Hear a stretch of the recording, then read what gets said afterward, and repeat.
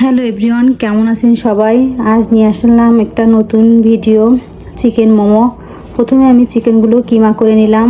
এর মধ্যে দিয়ে দিলাম পেঁয়াজ কুচি, রসুন বাটা, আদা বাটা, সয়া সস,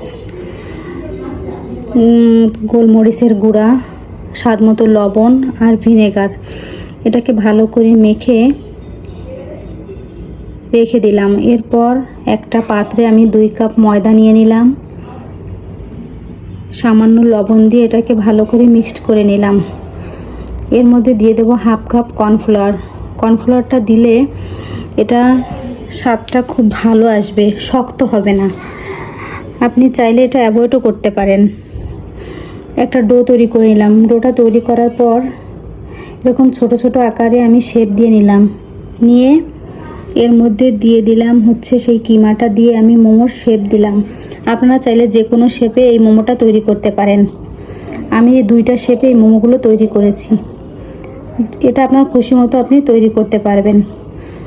তারপর একটা স্টিমারে দিয়ে আমি এটাকে স্টিম করে নিলাম। দেখেন মোমোটা দেখতে কি অসাধারণ হয়েছে, খেতেও খুব দারুণ। তাই আপনি খুব সহজেই এই চিকেন মোমোটা বাড়িতে তৈরি করতে পারবেন।